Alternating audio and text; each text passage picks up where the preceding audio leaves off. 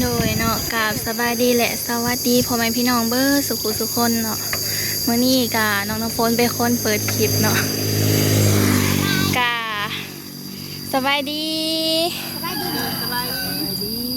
รถเพ สบายดีไหมบอก บอก มันสิคะ โดยเนาะรถไปบ่ได้รถนอกแล้ว เมื่อวานนี่ก็มือซื้อนี่ตีแม่เนาะกูมือจะเป็นยังไงพอได้เงินเล็กหน่อยกันพี่จะแล้วเป็น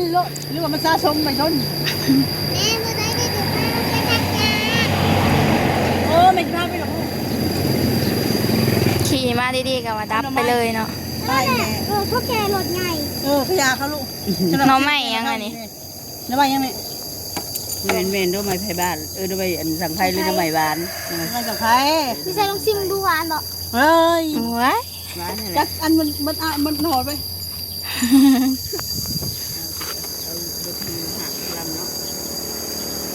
อันทางสลับบริยูเพื่อนหน่อยไม่ต้องไอ้ตัวเนี้ยจับของดีๆเลยลูกคือแฉลงแดง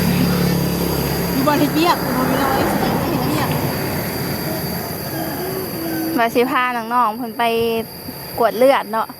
ไปหอดว่าหายย่านเข็ม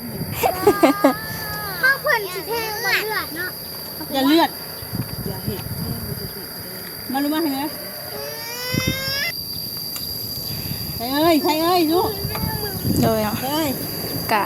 น้องน้ำฝนกะขี่มาอยู่ดีๆแบบดับไปเลยกะอยู่ตั้งแต่พูนทางหูจนมาหอดพี่เนาะอันว่าไงกันทางลงทงจ้ะถ้าว่าประเทศก็ต้องหาเวลาจังเลยคนนี้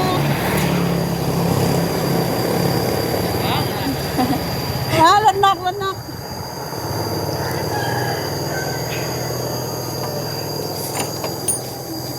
ไม่ให้หนูกระโปรงมาดูนี่ค่ะยิงกระโปรงกระหนุ่งเลยมันจะง่ายป่ะมึงฉินได้ลูกคนลาวเขาต้องมึงฉินได้เลยยากเนาะสิเห็นน้องชันวานุ่มกระโปรงนี่ยากอะไรจะเป็นโดนลูกงามแกเห็ดตัวดีๆเลยมาเที่ยวแควค้าขึ้น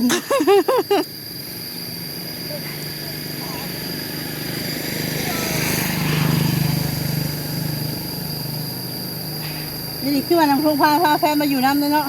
แมนเห็นอยู่อันยาวมันเนมเอามาทำความสะอาดเด้ก็ได้เมียเลยเนาะก็เห็ดโตเอาทะเลจะได้เกียร์เนี่ยกันแม่ทั้งเขาว่าแต่ที่นี่คุยกับเรื่องใช่ไหมเรามันจะเศร้าเพ่เลยแม่แล้วมันเนมเหนียวเลยอยากกินมาเนาะเพิ่นการได้แฟนมาอยู่น้ำกาพักกันหาอยู่หากินอีละเอ้ยเอากระเจให้ได้ไหม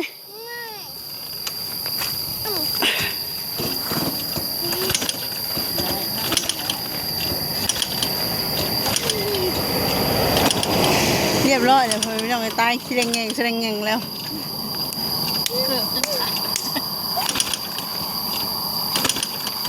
บังลูกบัง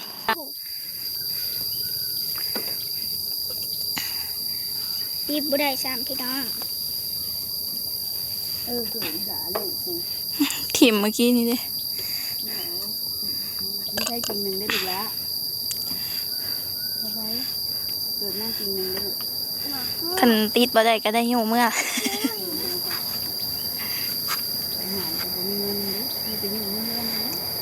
ไปหันบ่ได้ขั้นเหตุกันอยู่บ่คันเมื่อกี้นี้เขาอยู่กับเมื่อเพื่อนจะว่าหอดเพื่อนหรอครับจ้ะโอ้เดินเพื่อนที่ห้อจะว่าอยู่ซ้ำรอบครับไอ้ย่างละมันเป็นคือการอยู่รถจักรละเป็นคืออย่างนี้เลยถ้าเล่นอยู่บ่ได้มันนักเลยแบกเขาก็ยังบ่ได้เขากะหันอันล่อนี่ออกเลยแล้วเขาก็ขี่รถจักรเมื่อเนาะบาปแล้วก็รถใหญ่มาเอาเลยรถใหญ่ว่าบ้านเมืองมันมีรถใหญ่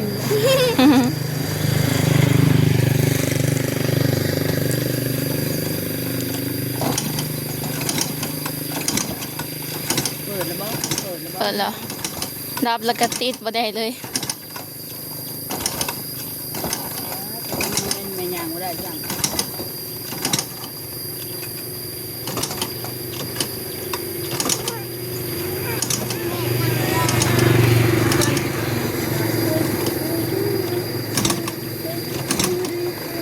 เสียงเป็นแบบนี้แล้วก็ดับไปเลยเนาะแม่เนาะ ซึ่งนี่ เร่งขึ้นก็บ่ได้อีก เสียงนี่แล้วก็เลย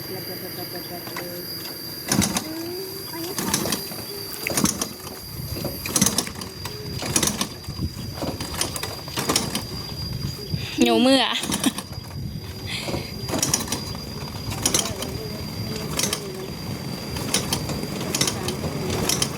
ถ้าเขาไม่รู้สึก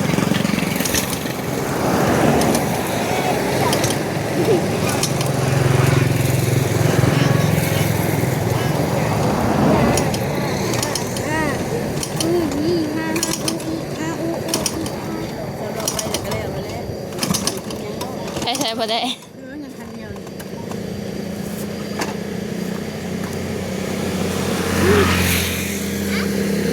ติดบ่ได้ซ้ำเนาะ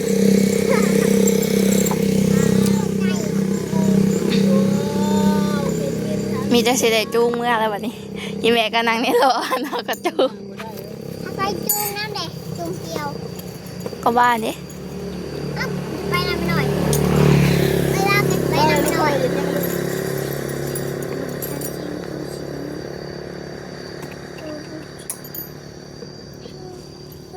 ซื้อน้ำ มาทางหน้าจะได้ห้อง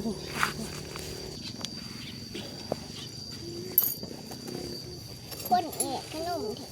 โอ้ย ทางแม่แต่สิพ่อเหมือนกันดิเหมือนดิ แม่ลูกแม่ลูก ตายแล้ว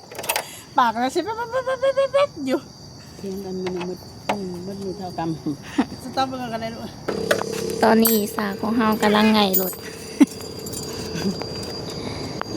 แม่ฟันเข็นเอา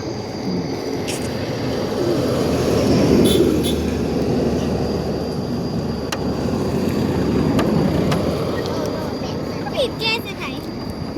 บีบและยานตามสมเจ้า เขาอยากทำกันหลุดจนเลยเขาสิเซฟไปใส่เฮาอ๋อโอเคดีกว่าไม่มุ้ยกาแฟ คลิป ปักจิ๊บ สกิป ร้านเราแล้วฮะยังไง หลุดคือเป็นแบบนั้น อ้าว ก็ขี่เป็นแบบนั้นก็ได้ ขี่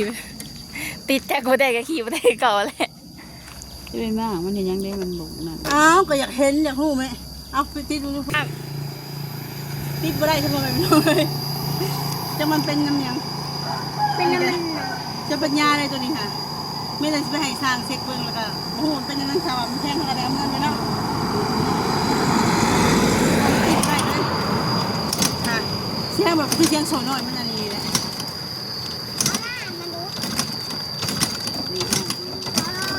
มีปลาหมึก เปิดขายซื้อ คือว่าเทียนใหม่มาใส่กับบ่ได้พอหลบไปกันเนาะ2 ปีแล้วมันเนาะ น้ำมันไหล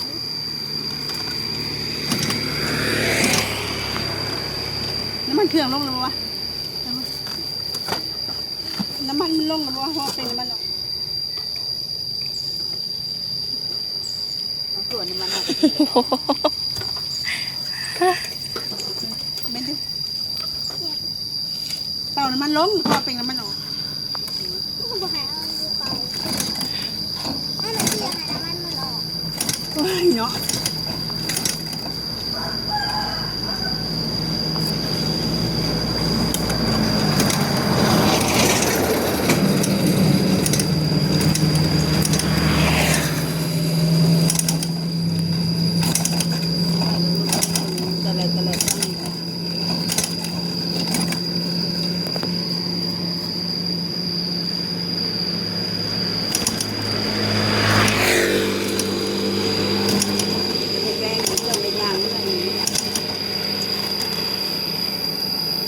บ่ได้ จนเหนื่อย มาเนี่ย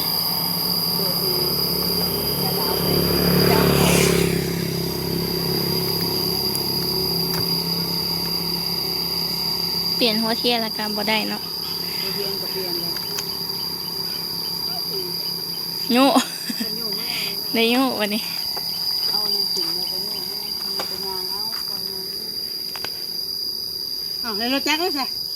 แจ็คก็ปกี่เมื่อสิ ทิ้งเอาไป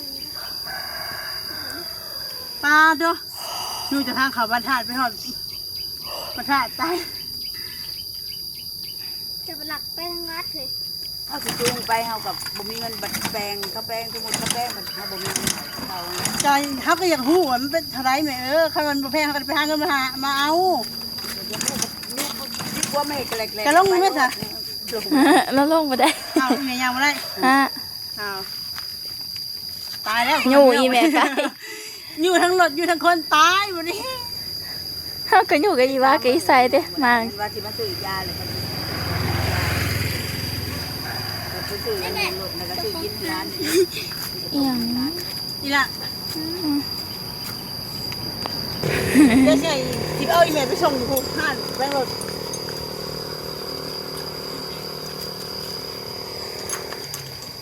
เราเจ็บที่ท้องเราน้ำฝนได้สักคือว่าเจ็บท้องบ่ลูก เจ็บท้องตอนมา